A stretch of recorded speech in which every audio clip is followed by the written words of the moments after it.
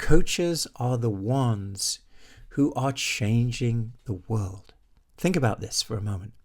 Anyone who's achieved anything extraordinary in life, whether you're an athlete, whether you're an actor, whether you're a musician, or you've achieved some kind of excellence in your life in some field or another, look behind the scenes and you won't have to look very far till you find there's a coach behind them, right? Behind the scenes, hidden in the shadows, is a coach that's supporting them, helping them to get that perspective of their own potential so they can achieve the dreams. So behind every great person, there is a coach, okay?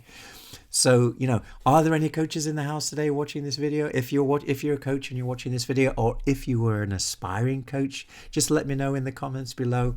And I'm going to be reading all the comments as well as we're going through this episode. Now, what are these episodes about? These episodes are all about two things. Number one, how to create transformation in people's lives through deep transformational coaching. So we're going to exploring deep transformational coaching. We're going to look at different kinds of models. We're going to be looking at different kind of techniques. I'm also going to be interviewing other coaches in this podcast series to find out what some of their best practices and some of their experiences of working with clients and making transformation. So we're going to be doing that.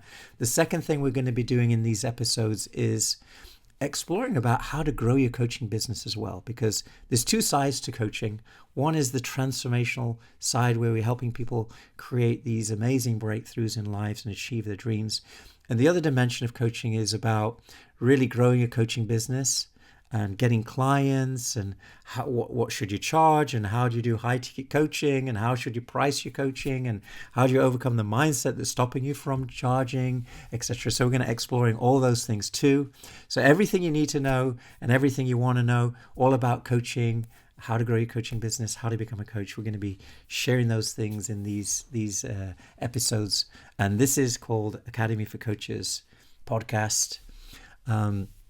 So that's what we're going to be doing today. So I'm super excited. Now I hope you're also excited, because actually this is for you, really. And I want to make sure that you also get the most from this podcast. So by the way, if any of you would like to, maybe you're stuck somewhere, right? Maybe you're a coach and maybe you're stuck. Maybe you're having a challenge in your coaching business, either in transformation or either in getting clients. What you can also do is leave a comment underneath this video or wherever you're watching it. Maybe you're just listening to the podcast session, but this is also on YouTube, so maybe just listening to the audio. So anything that you're struggling with, feel free to leave a comment below. What's your biggest challenge in coaching? And I'll also be happy to kind of, customize these sessions, these episodes to help you with your challenges as well. And if you're a coach and you're also getting transformations in people's lives, leave a comment if you'd like to me to do a little interview with you as well. Be happy to do that. Okay, so I'm looking for guests to also join my podcast. So feel free to reach out in any of those ways. Okay, so let me just, before I kind of get into this first episode, which is like a momentous occasion for me, by the way, right? This is number one. So in this episode, what I want to do is I just want to share with you a little bit about my how I actually discovered coaching. And now I want to also do this in a way that's also going to help you, so you can see how coaching can, be also a part of it. And by the way, I'd love to hear your story, how you got into coaching too. So I was working for a company at that time.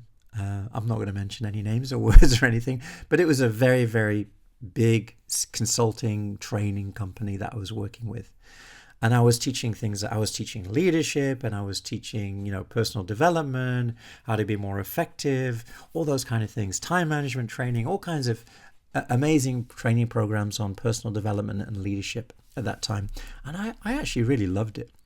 But I had one major frustration, and my big frustration was this. I would go and do like a 2-day leadership training or a 3-day leadership training, whatever it was. And then everyone would be so excited. Everyone would be like, oh my God, this is amazing. We love this stuff. And you give them the workbooks and you give them the content, and people would make a goal for themselves. And then you would go there like maybe 2 months later or a few weeks later or whatever it was, back into the same organization. You meet the same people and you say, hey, how is it going? How is that thing that I taught you? Have you been? And the answer was pretty much, I would say 99% always the same. Well, yeah, it was good. I kind of, and people would just go back to their normal life.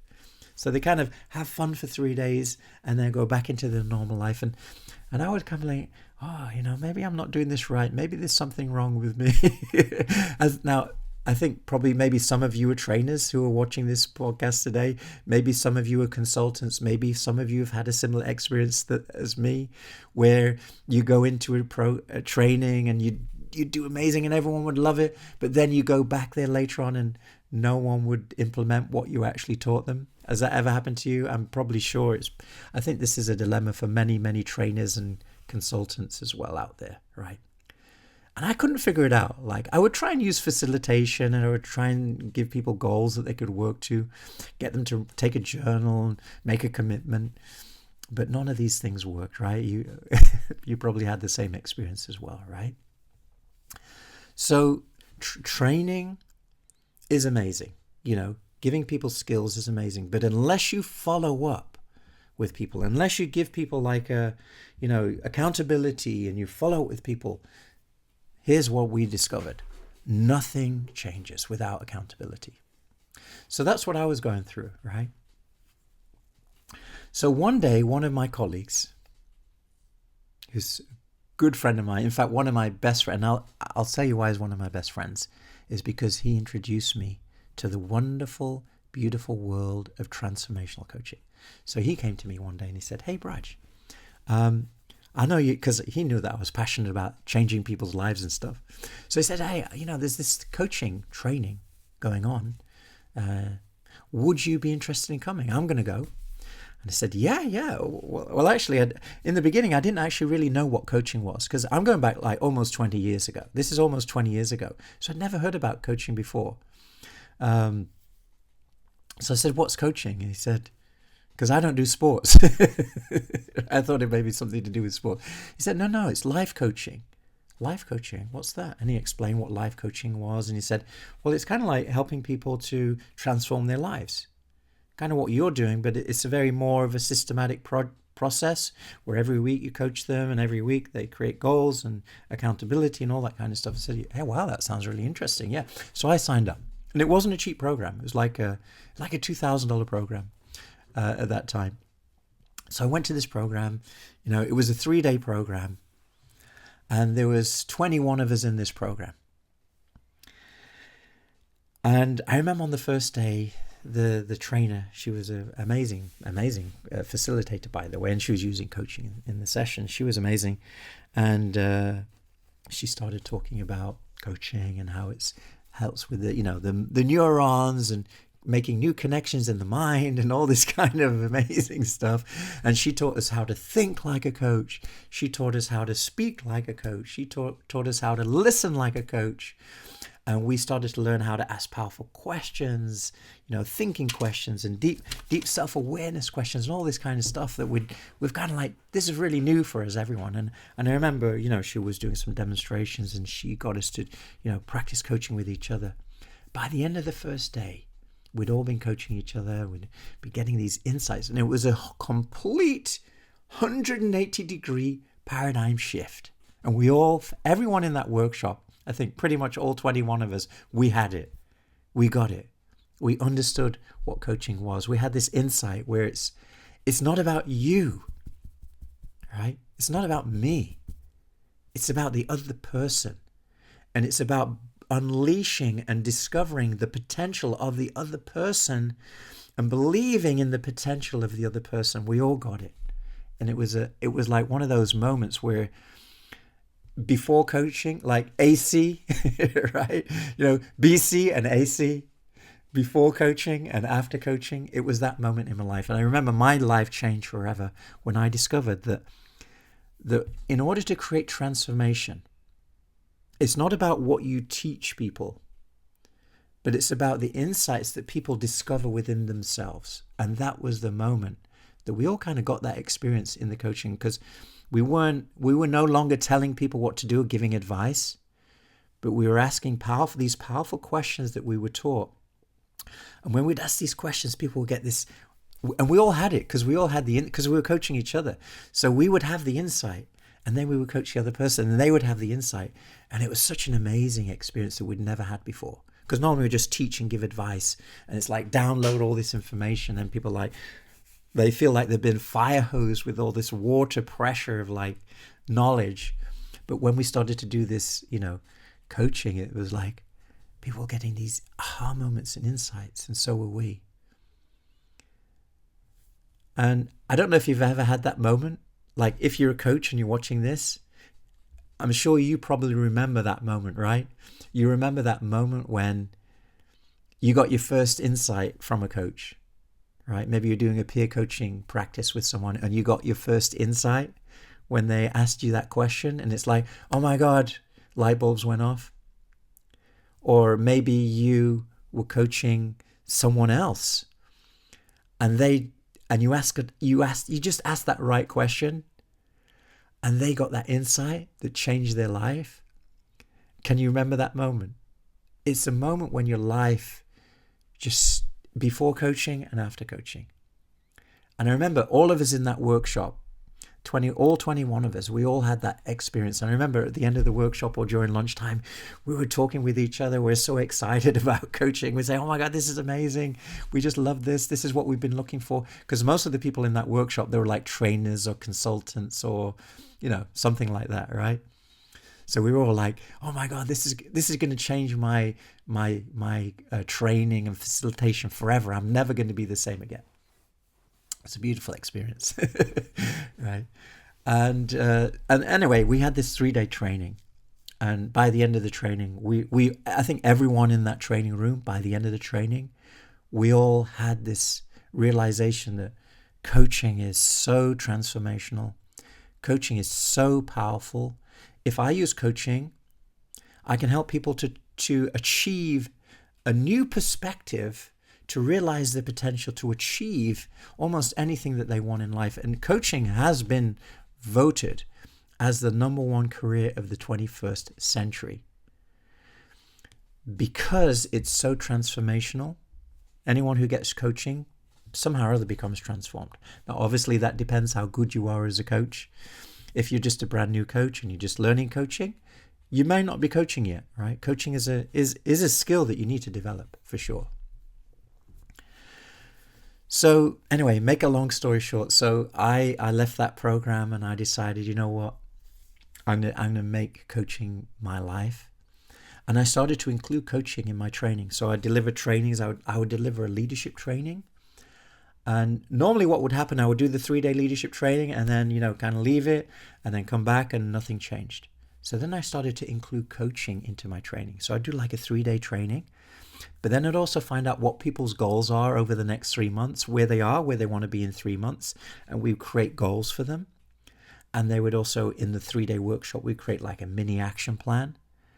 And then I would do like a once a week group. I didn't know it was group coaching at the time, but it was difficult for me to do one-to-one to everyone that I was training. So I kind of like get them on a group coaching session, and I'd find out who's been doing what this week and what kind of results did you get. And it was kind of like a group coaching thing, and I would hold people accountable. And we would have like I remember that time there was no Zoom. I think we had Skype. It wasn't very good. I remember it was always disconnecting, but somehow or other we managed to do it over Skype. So we'd have this conference call each week. And I would do it like for a couple months. And the results were amazing. Like before, if you imagine before, I was only getting 1% to 2% in terms of the transformation. And I actually started to measure results as well. I had a kind of system. I would measure people on their goals. And I also included at the end of the 3 months, what I would do is I would do like a maximizer event where I go back into the organization and do like a 1-day thing. So we'd have the 3-day. I'd do three months of each week I would do like a group coaching session, and then at the end of the 3 months we get together again for like a half a day, and people would give a presentation on their journey and what they were able to achieve. And we went from 1% transformation to around about 70 to 80% transformation just by including group coaching into a training. And that wasn't even one-to-one coaching, by the way. And then I started to include one-to-one coaching and things like that. And then obviously the results were just amazing. And just by adding a little bit of coaching, like accountability and having a structured, process where people are going to work on their goals for a specific period of time, and every week just checking in with them just to make sure that they're actually taking action on those things, it's transformational. My coaching and consulting and my training went from like this to this. And I just wanted to share that with you today. So I don't know if you've ever, maybe some coaches out there, have you ever had that experience as well, where on your own, in seclusion, it's really difficult to achieve a goal? Like, how many of you have created New Year's resolutions for yourself, right? Type into the chat, New Year's resolution, if you've ever made a New Year's resolution for yourself, right? And what kind of results did you actually get?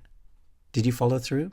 Now, I know there's a couple of percent out of 100% that you're amazing, right? There's like 1% or 2% that you'll create a goal for yourself and you'll follow through, and like you're the exception to the rule. And by the way, if that's you, I offer my respects to you. But most normal people like me, like the 98% of us, we create goals and we don't follow through. And we make New Year's resolutions and we're not fully committed to it. We don't have that determination, and we feel alone. We're secluded. And that's one of the reasons why people don't achieve their goals, because they're alone.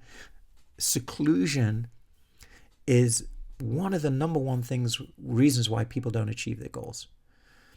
And when you're working with a coach, what happens is, just by working with a coach, that seclusion is gone, and you've got someone on your team, someone that's holding you accountable every week. So this is my question to you, by the way.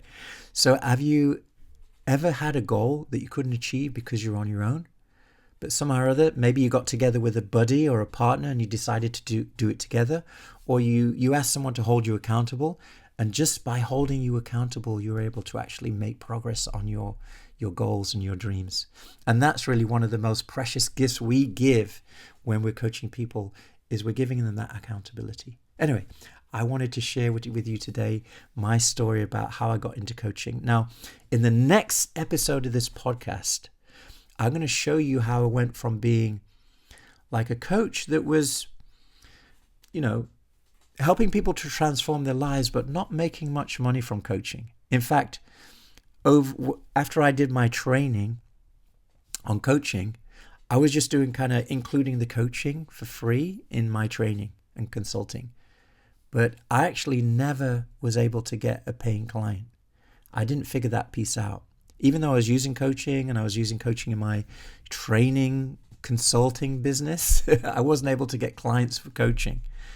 And I think that's a big frustration for many new coaches.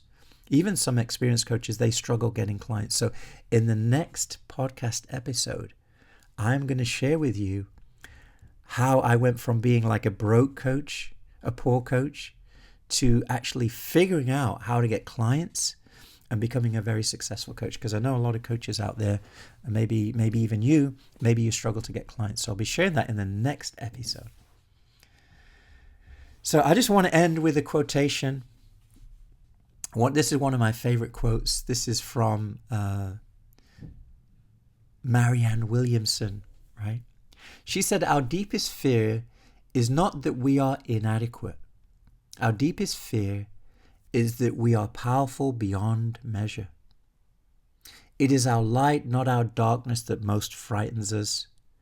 And as we let our own light shine, we unconsciously give other people permission to do the same.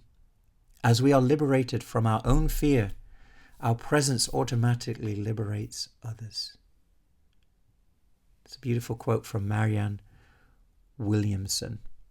And I think Tony Robbins said this. He said, "Wherever you focus, energy flows." So these profound truths just remind me that our attention is a catalyst for transformation. When we focus on the greatness in others, that potential awakens. And when we see the light in others, that light grows stronger. So that's how I love to see it. That's how I perceive coaching is we're focusing on people's potential. And when we focus on people's potential as a coach, their potential awakens and grows, and they're able to become a better version of themselves. And I want to leave that with you. And I will see you in the next episode, where I'm going to share with you how I went from being a broke coach to a wealthy coach. So I look forward to seeing you in the next session. Bye for now.